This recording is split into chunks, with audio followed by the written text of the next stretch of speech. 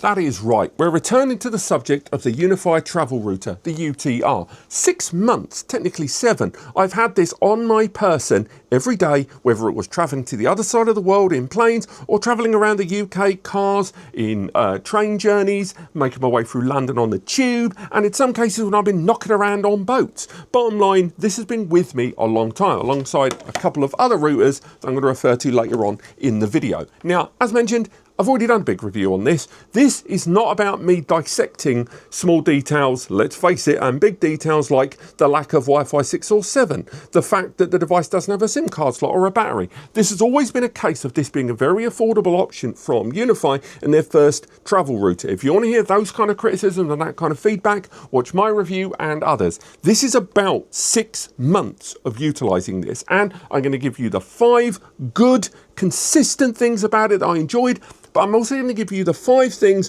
that annoyed me about it as an actual user. Again, this is my experience, and although I will refer to some of the community stuff later on, because some of it is very relevant, I will say that other users that have had this in play in their professional or personal lives have come across their own quirks and eccentricities, as well as the good and the bad. And alongside that, there has been numerous updates rolled out by Ubiquiti for the UTR, fixing some of the issues that have been encountered, but also not remedying some of the others that are hard-baked into the design of this, trying to get into that profile. And lastly, this has been supplied by UniFi back in December 2025, but we're well outside of any review window. And again, this isn't a review. This is about my experience here. So they're not paying for this video, but there is a link in the description to get hold of one of these for yourself. So if you are interested and you want to support what we do, use the link down there to grab one and we get a commission. Me and Eddie, we keep doing things. But for now, let's roll on with my 5 positives.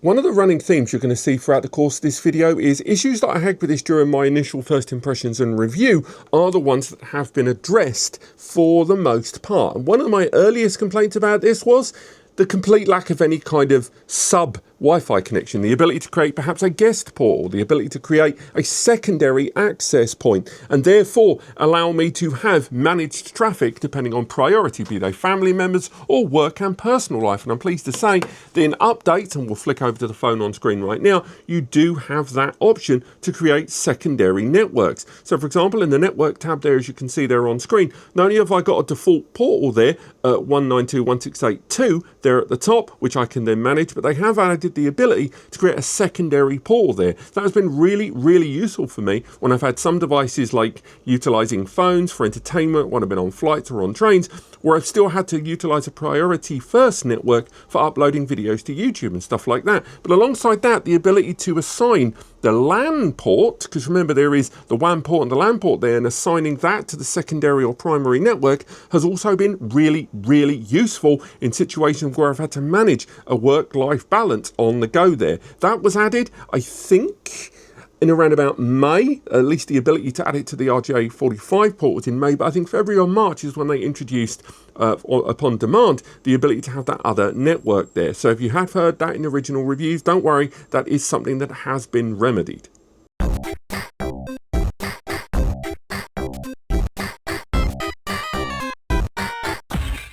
One thing you can almost certainly see there on screen right now is the fact that I am taking advantage of that teleport system, the ability for this to connect with a remotely connected UniFi network, in my case my Dream Router 5G Max, which has a bunch of cameras assigned to it, and therefore it allows me not only to securely and encrypted pathways access that network there, but also allow me, for example, to take a portable camera with me when I'm on the go and connect that and have it filtering over to that other protected network. Now, one thing, that's all been there all along, but now they have added WireGuard and OpenVPN. So again, we're going to the backgrounds, and as you can see, teleport is no longer the only option there. You have the ability to configure that secondary WireGuard connection, and again, whether you do that manually or upload the configuration file you've got. And again, OpenVPN was also added. WireGuard was arguably the most requested because of the customized nature of that, and a lot of techies were kind of disappointed that at launch you could only take advantage of the teleport.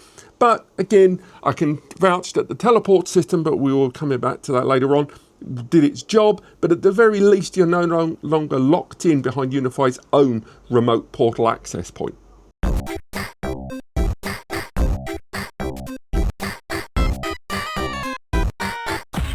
This next one's a little harder to show you in the studio, and maybe I'll insert some B-roll or I'll take it on the road and insert it in the video in a bit, but I'm definitely going to say this device's connection with third-party portals, some of the public portals, and the memory inside storing and those reconnecting automatically with pre-existing identified portals on this has definitely improved. What do I mean by that? Generally, when I first got the device, if I did go into like a Starbucks or a Pret or anywhere, or a library or whatever on a train, and connect to the public Wi-Fi, getting it to recognize and immediately connect to the portal, the UI login screen there respectively, to put in my details, I'm not going to say it was unresponsive, but a lot of the time I had to manually push it because I was getting kind of waiting down the seconds. It would do it after about 30 seconds or so, but that's really not quick enough when you think, well, it's only going to take me 10 seconds to do it myself.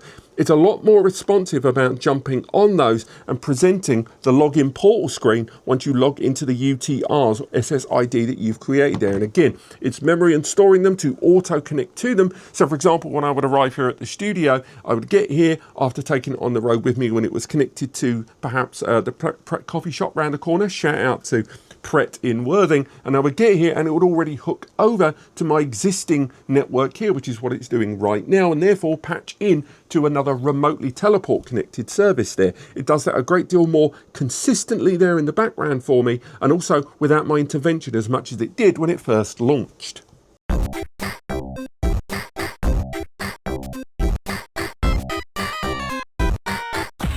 This next point is one that genuinely I didn't realise was so significant during my initial review, and not until 6 months of utilising it regularly, especially alongside another travel router, which really proved the pudding, and that was the 5 watt maximum power draw. Now, it's a two-phase thing here. If you look here on screen, I've got the specifications listed up, and you can see on the official pages from UniFi, it's listed at max power consumption 5 watt.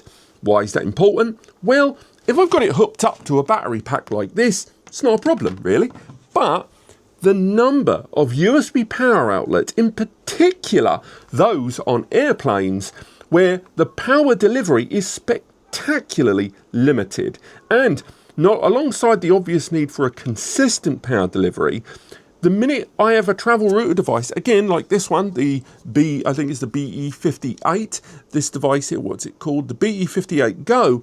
When I was utilising this, it's got Wi-Fi 7 on there, it's got 2.5 gig.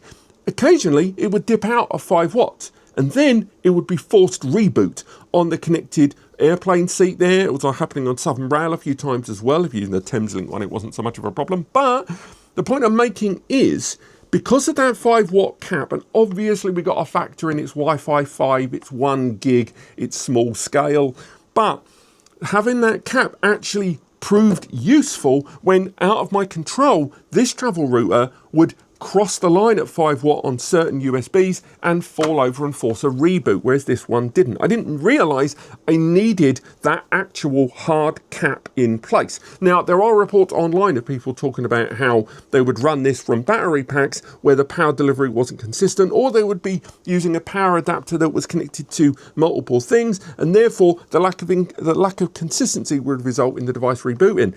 But I will say, personally, because this having that 5 watt roof there, it resulted in it just having a much more consistent connection for me personally when I was out and about for the last 6 months.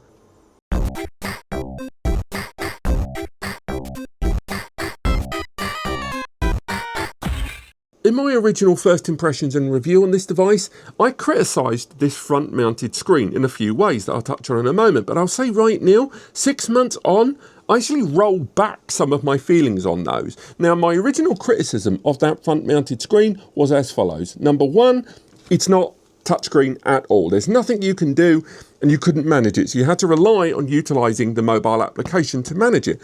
My second criticism was that when I was utilising it, it wasn't giving me a huge amount of information, and also I couldn't change the brightness, I couldn't turn the screen off. Now, 6 months on, I'm not saying those things aren't true, and I really hope a version 2 of this has a little touchscreen like their switches do, maybe provides a little bit more control over the brightness or turning it off overall.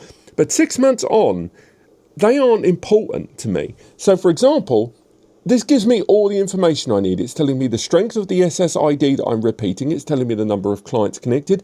It's telling me which of my UniFi sites I'm connecting to. It's giving me all of that real-time information. Yes, it'd be nice if I can flick between them rather than waiting, but still, it's giving me that info. And secondly, although I'd like to be able to turn the brightness off, turn it down or off, I will say that when I've been on flights, when they do that thing at takeoff where they shut all the windows and make everything dark for no reason, or I've been on well-lit trains or on a train or a car drive with huge amounts of sunshine and therefore making some screens hard to see, this has never been illegible. Whether it is pitch blackness, whether it is the sunniest day in the park or the gloomiest day at night, this thing has been visible. And the number of times I've been working on a plane at night, or at night as the plane tells me, when I've not been able to use much light, this thing has been brighter than my laptop screen. Now yes, there is detriment to that, and I'm sure there are users that don't like having a bright screen, and again, I wish I could dim it. But I'm gonna kind of countermand my points earlier this year by saying that I actually quite like this display. I just hope in a version 2 we have more malleability to it. Now, as good as those 5 things are, this thing ain't perfect, and there is a reason it's priced the way it is, but also I would argue there are architectural software design choices on this that really got on my tits from time to time. So let's talk about the 5 things in those 6 months that I really had difficulty either getting over or just downright hacked me off.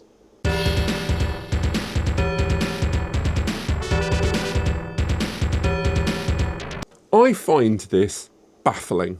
The fact that in order to manage this device, I can only use the mobile application. Hopefully you can see it there on screen. And this mobile application just feels limited. Once you compare it, and I'll put this on screen as well, right now managing my Dream Router 5G, the amount of information presented to me, the amount of control presented to me, the amount of just general information available to me on the dashboard of the desktop experience, what I'm getting when accessing the UTR is barely 5% of that. I can manage my SSIDs on the local area network or the one I'm actively connected to.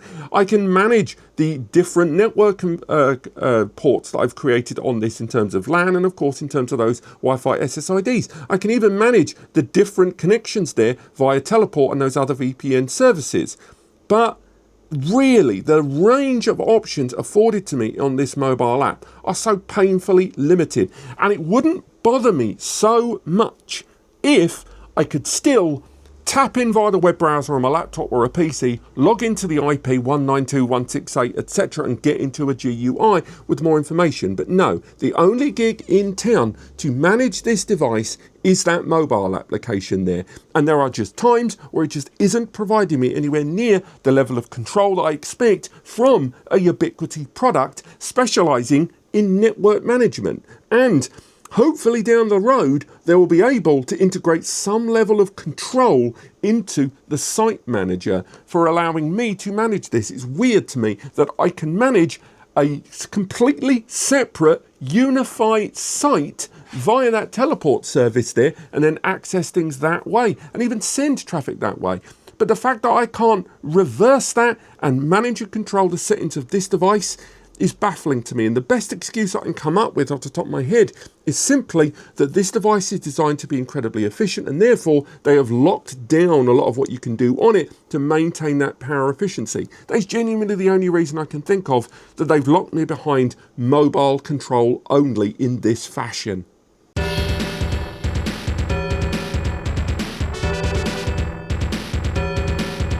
This next one's a bit of a two-parter, but it gets hot.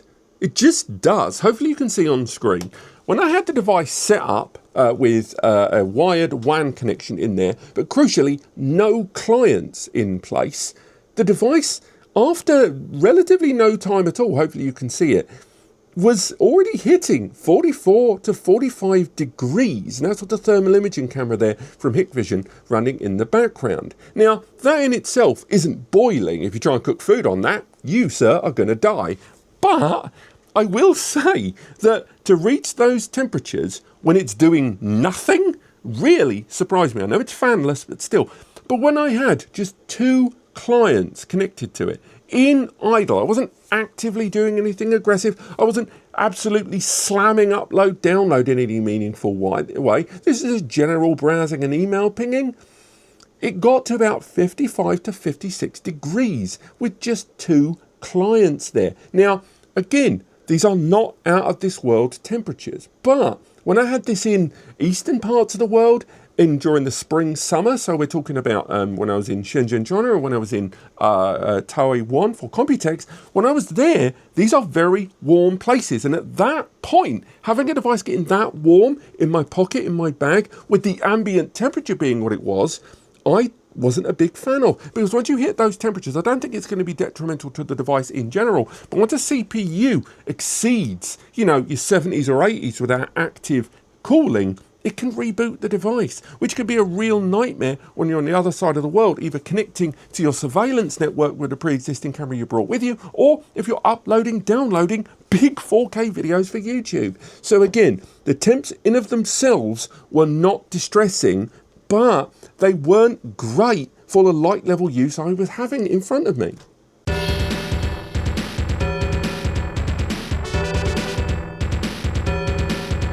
This next one for me was kind of an architectural oddity, but on the bottom, we talked about this before in the early software, we've got 2 USB-C ports. We've got one delivering power there, and we have another USB-C there that can be utilised to connect a USB tethering device, such as a mobile phone or even a mobile router. Pop it in there and boom, and you can still even take advantage of multiple connections for an element of failover there for the repeat, and that's all great stuff. Indeed, when you do connect your phone to this device, it has 2.3 watt power delivery passing through the device to power your phone as well, obviously depending on the power draw from all the other stuff you're doing. So what's my beef? My beef is I can't use one USB input to power this device and use it as a tether. So for example, if I disconnect this now from my power supply, I don't know why a police siren just went off when I did that, that's weird, but look at that, power's off. If I connect this into my phone, so as you can see right now, it's now lost connection because the device powered down. As I do that, it's now going to start powering up this device. It takes about a minute and a half, 2 minutes, again, depending on the complexity of your setup and what you've got it connected to by default. But this will now provide power to this. But it won't allow me to pull down and tether the device. I'm not able to do that. And that's kind of annoying for me that I've got to have 2 separate cables running into this for what I believe, and has been done in previous devices, as a power and data delivery system there. It's a real shame. And there's slight inconvenience when you do have limited space on like planes and stuff like that, but also it kind of undermines the beautiful sleek convenience of this device if you are going to take advantage of your existing internet or a SIM card that you've stuck in something you picked up at the airport there. So again, I hope this is something they can change, but I have a suspicion they can't, because that feels like hardware design under the bonnet that you can't reverse. A downflow and an upflow, needless to say.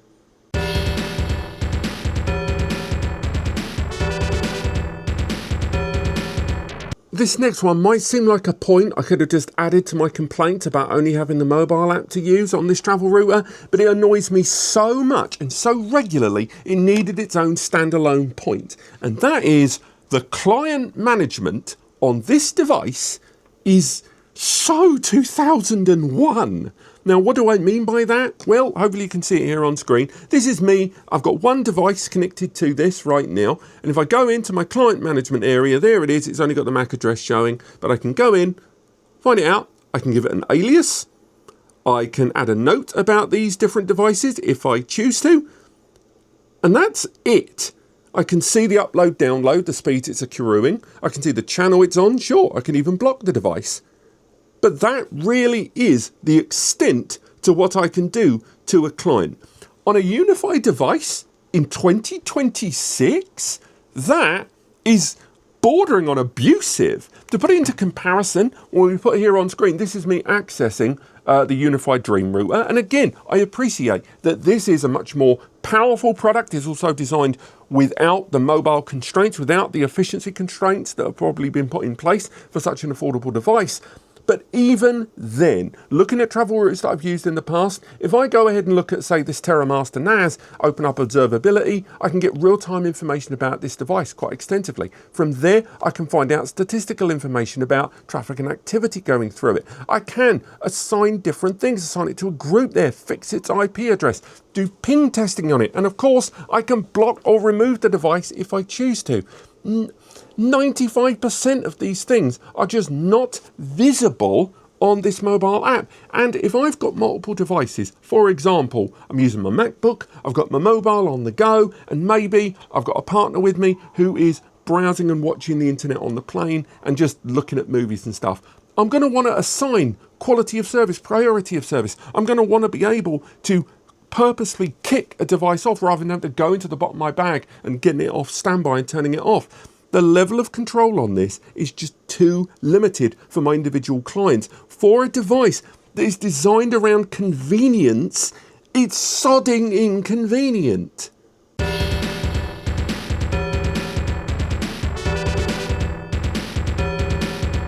You'd be forgiven for thinking throughout the course of the second half of this video that I don't like this device. I really, really like it. I didn't just keep it in my bag for half a year out of obligation. I loved having it on me.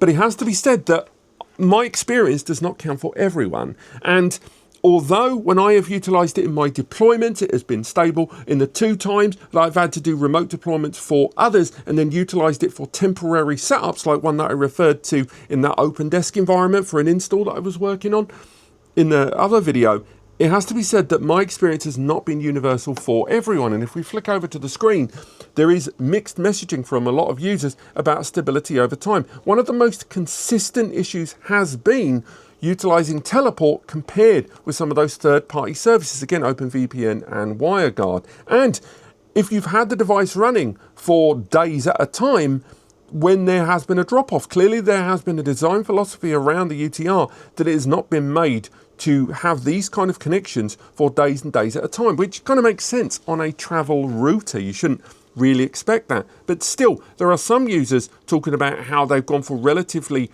compact flight times, because again, that's where that consistency is going to be important, where it's had reboots. Now, some people are talking about battery packs they've run from, something we've already talked about earlier on, but it has to be said that a lot of users, it has always been about the consistency with their existing UniFi networks that they've been teleporting in and out of, and whether the hardware that's under the bonnet on this device is up to task for those needs. Again, the refreshes, the reboot of the system, and the consistency of the teleport service compared with using WireGuard, it might just be too much of an overhead. It might just be that people that are utilising the teleport service for, say, cameras, that's just quite a lot of bandwidth passing through.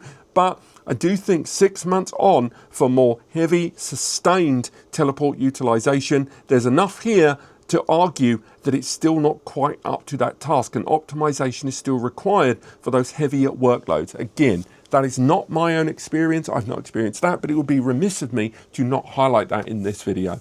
The bottom line is, UniFi are not going to be abandoning this product. They just aren't. It's too popular. It's going too well. They've rolled out 6 different individual updates over the last 6 months, adding fixes, adding features to this device. Now, it's still going to be bound by quite a modest profile there. So how much they can do here is always going to be limited.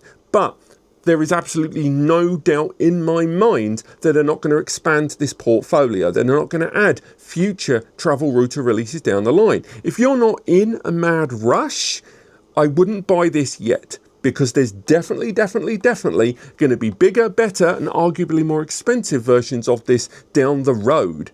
But if you're looking for a sleek travel router, I can vouch for 6 months of this thing doing its ruddy bloody job. Just be aware that its profile arrives with limitations by design, because you just can't make it more powerful and maintain something like this. But maybe you've had one of these. I'd love to hear your experience below. And as mentioned, although this video isn't sponsored by UniFi, they aren't in any way in control of this video. They have supplied the unit, and there are links in the description below where you can get hold of one of these, and we, NAS Compares, myself and Eddie, just us here, will get a small commission on anything you buy. And I'll also link to the reviews and articles we've done on this and the comparisons with others linked below as well. But thank you so much for watching, and I'll see you next time.